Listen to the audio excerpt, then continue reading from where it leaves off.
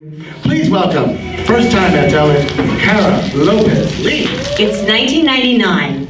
I'm 35 and I'm in Kathmandu surrounded by a dozen Nepali men. Excuse me, madame, where you go? Excuse me, madame, you need trekking guide? Excuse me, madame, pendant?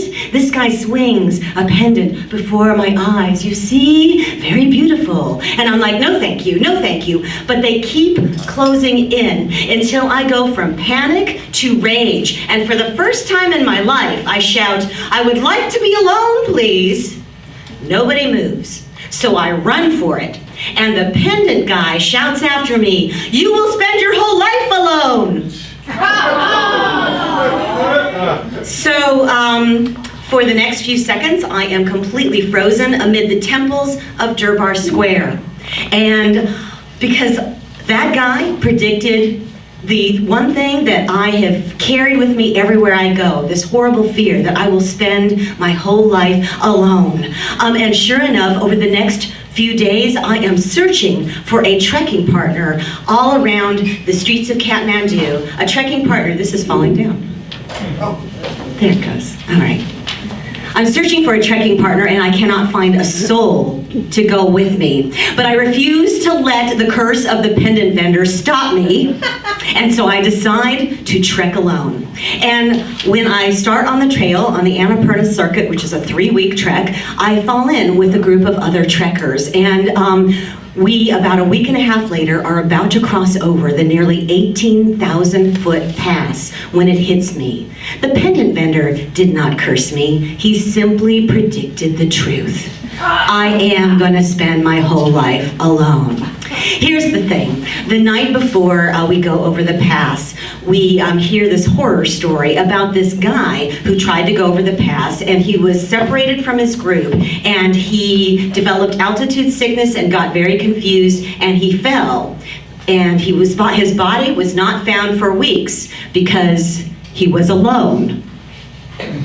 And so we decide we are going to stay together all the way over the pass. It's 4 Germans, an Englishman, and me. And there's a problem. You see, I am 10 years older than all of them, and I am feeling it, and I can't keep up. It's like step, breathe, step.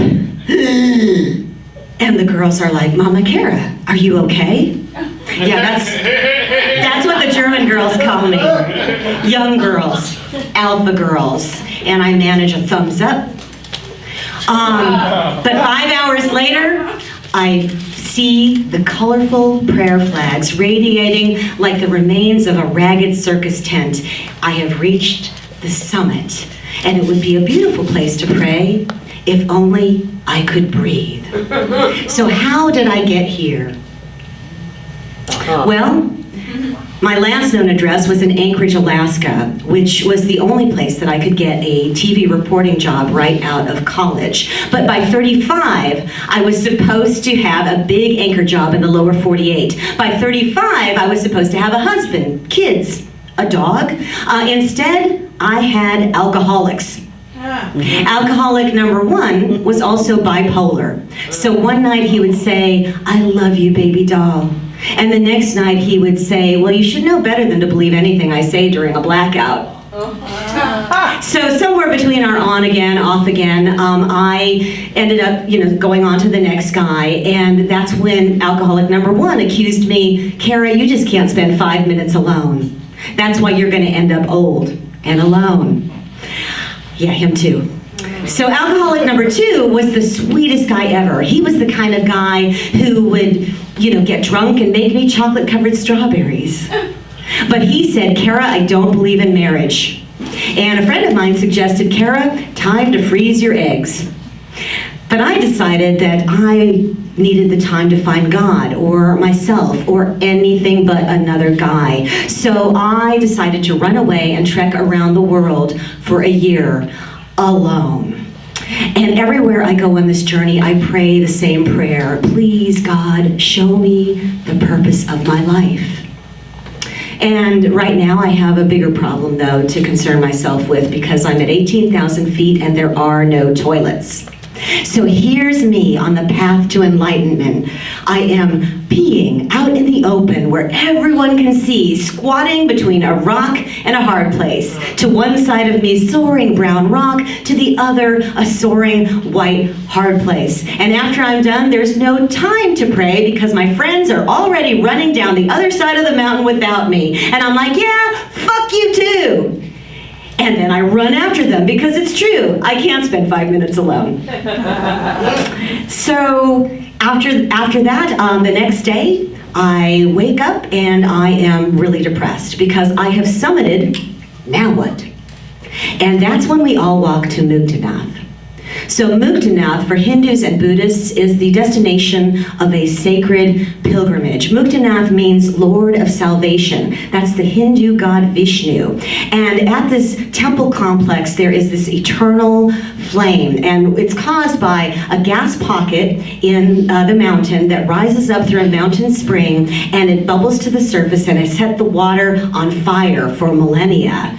And it is sacred because it combines all four sacred elements: earth, water, air, and fire.